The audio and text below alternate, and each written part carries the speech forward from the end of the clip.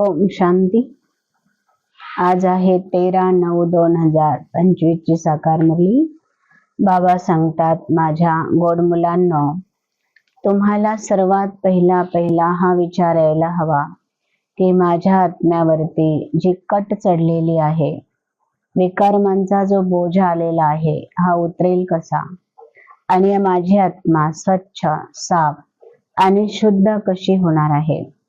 बाबांनी उदाहरण दिलं की एखादी सुई, त्या सुईवर जर गंज असेल तर चुंबक त्या सुईला खेचत नाही। तसं माझी आत्मा देखील, परमात्मा हा चुंबक आहे, परमात्म्याकडे खेचले जाणार नाही। बाबा प्रश्न विचारतात, पुरुषोत्तम संगम युगावर उत्तम ते उत्तम पुरुष बनण्याचा असा कोणता पुरुषार्थ केला पाहिजे? तर बाबा सांगतात, मुलांनो, कर्मातीत बनण्याचा पुरुषार्थ व्हायला पाहिजे। कर्मातीत या शब्दाचा अर्थ आहे कोणत्याही कर्मेंद्रिया आपल्याकडे आकर्षित न करणं, किंवा कोणत्याही कर्मेंद्रियांच्या आपण वशीभूत न होणं। कर्मेंद्रियांच्या वशीभूत होणं म्हणजे भूतांच्या अधीन होणं आहे। बाबा सांगतात की मुलांनो, कोणतंही कर्मबंधन तुम्हाला खेचणार नाही। सर्व जे रिश्ते आहे, नाते आहे, ते एका बाबांच्या बरोबर पाहिजे, असा पुरुषार्थ करा आपसामध्ये। बाबा सांगतात, माझं तुझं, झरमय झगमय हे सुद्धा होता कामा नये, कारण याच्यामधून सुद्धा आपला वेळ खूप वाया जातो। म्हणून आपण जितकं होईल तितकं बाबांच्या आठवणीमध्ये राहणं, बाबांनी दिलेलं श्रीमत आठवण करणं, बाबांनी दिलेल्या मर्यादा त्याच्या अनुसार चालणं, बाबांची जी आज्ञा आहे ह्या आज्ञानुसार आपले प्रत्येक पाऊल उचलणं, हाच खरा आपला कर्मातीत बनण्याचा पुरुषार्थ आहे। आज बाबा म्हणतात की आत्मिक बाप आत्मिक मुलांना रोज समजावतात, पण कसं समजावणार जोपर्यंत शरीर नाही। आत्मा शरीराशिवाय पार्ट प्ले करू शकत नाही। तसा बाबा सुद्धा बिंदीरूप आहे, तर बाबा सुद्धा परमात्मा आत्म्यांना समजावण्यासाठी शरीररूपी देहाचा बाबांना आधार घ्यावाच लागणार, तरच बाबा आपल्याला समजावणार।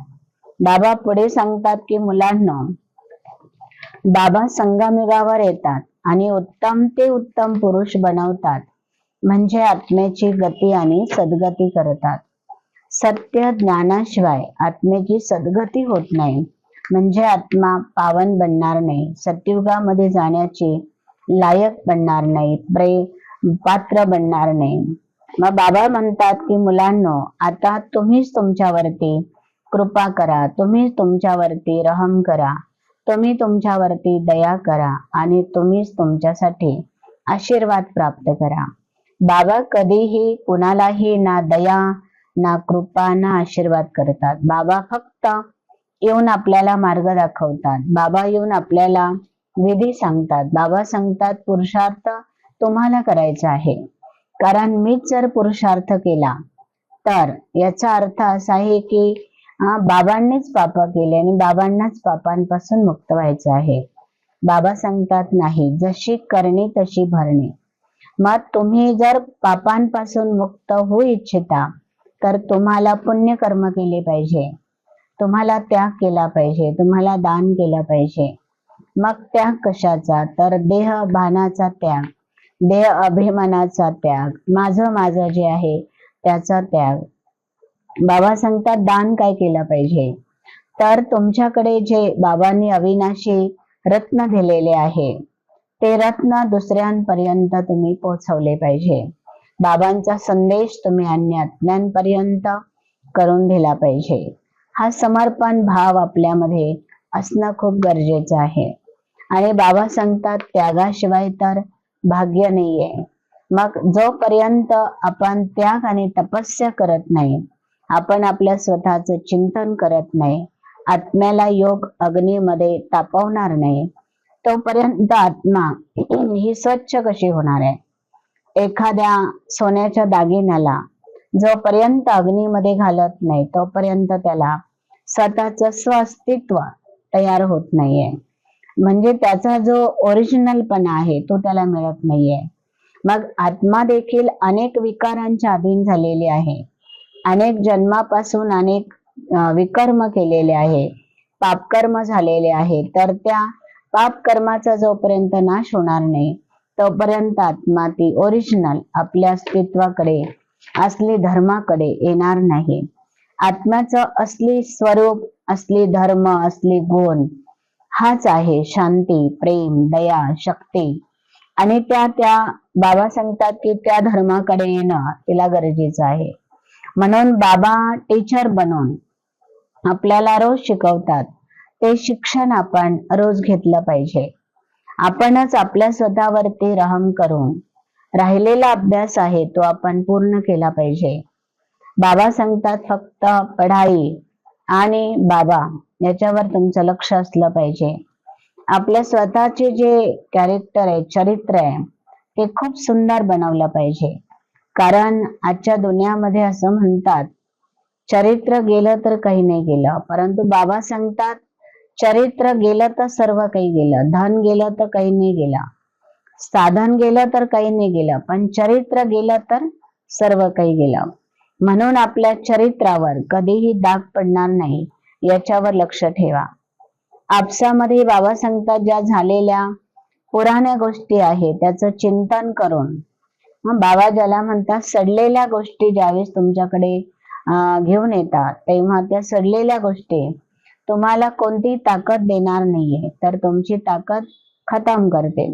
तसा भूतकाळातल्या गोष्टी जेव्हा आपण आठवतो तेव्हा आपल्या बुद्धीमध्ये असलेलं बळ त्या गोष्टी काढून घेतात, कमजोर करतात, आतून पोखरवतात. म्हणून बाबा सांगतात परचिंतन, परदर्शन, झरमयी झगमयी ह्या गोष्टी तुम्हाला कधीही करायच्या नाहीये.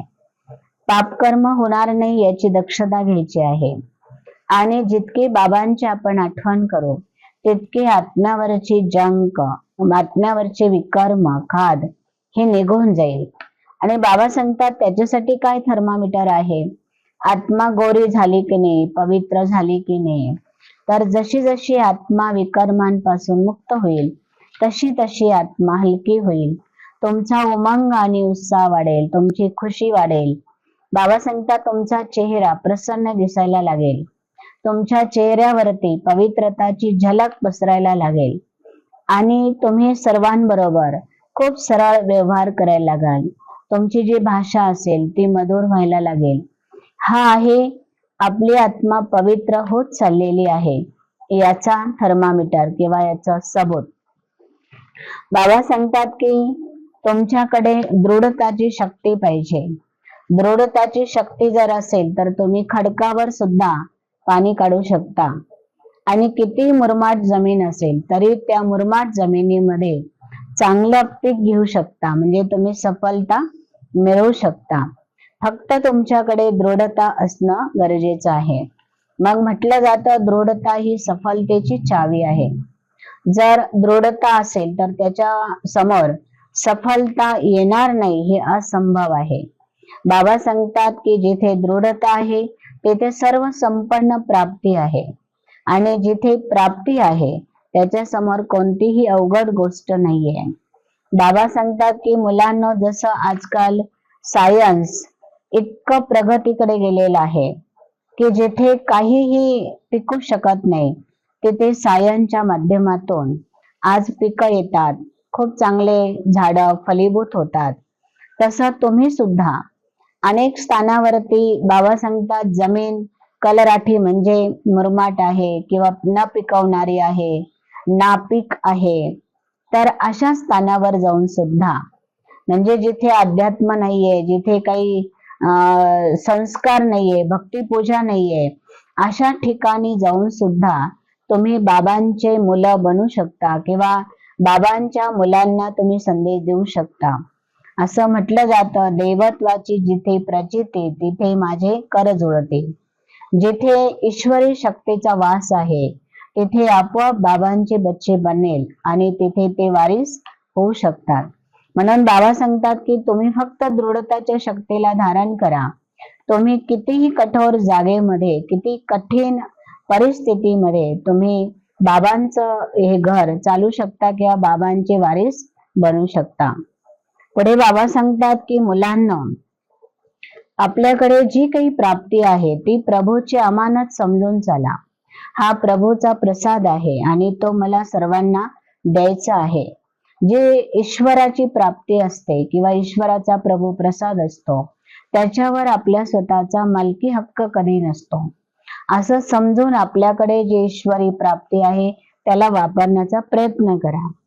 पुढे बाबा सांगतात की तुमची योगाची लगन इतकी पॉवरफुल बनवा की त्या लगांनी योग अग्नी तयार होईल आणि त्या अग्नीमध्ये हा जो देह अभिमान आहे हा देहाभिमान गळेल.